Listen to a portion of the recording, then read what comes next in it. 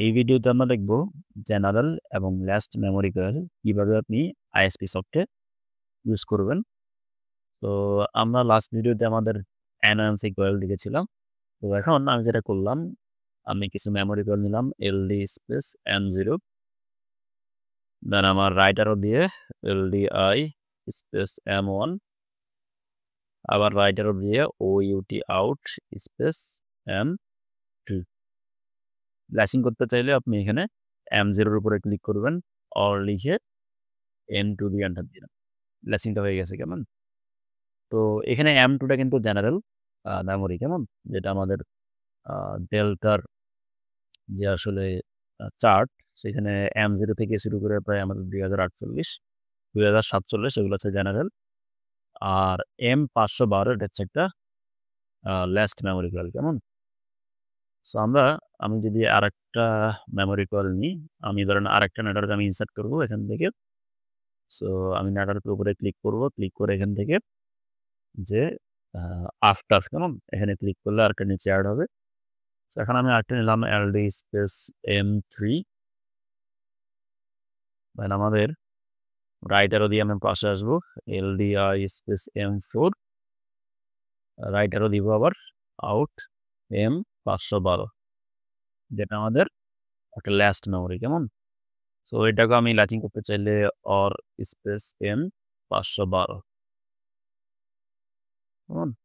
So আপনি যেখানে comment লিখতে চান, তাহলে আপনি এখানে যে ডিভাইস কমেন্ট লিস্ট, এখানে আসলে আপনি এখানে আসলে আমাদের এক্স, এম এগুলোর নামকরণটা করে দিতে পারবেন। সো আমি ধরেন M0 টা দিলাম আমার স্টার্ট, M1 টাকে দিলাম আমি স্টপ।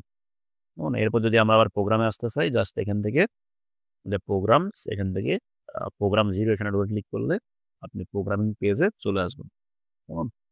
এখন কিন্তু কমেন্টগুলো আমার শো করতেছে কেমন? সো আমরা যদি আমাদের যেহেতু কমজারটা রান করা আছে এবং স্টার্ট করা আছে, এটা মাস্ট বি আমাদের স্টার্ট থাকতে হবে। দেন আমরা এটাকে মিনিমাইজ করব। আমরা এগেইন আমাদের PLC-তে এসে আমাদের টুলসে এসে কমিউনিকেশনটা আবার চেক করব ঠিক আছে কিনা। ড্রাইভার অনই আছে, ওকে। দেন জাস্ট এটাকে আমরা ডাউনলোড দিব। Transfer, yes.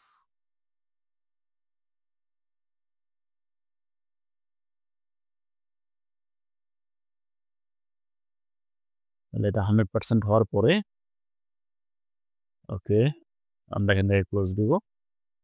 দেন জাস্ট এখান থেকে আমরা আমাদের অনলাইন মোডটাকে অ্যাক্টিভ করব। যেমন তো আমি কিন্তু এখন গুলাকে কিন্তু আপনি সরাসরি অন অফ করতে পারবেন।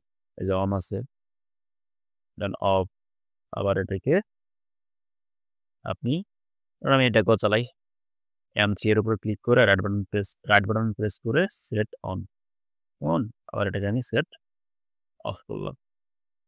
তো এখানে আমাদের আসলে যেটা হইছে M2 টা কিন্তু নন ল্যাচ, আর M512 টা কিন্তু একটা ল্যাচড কেমন?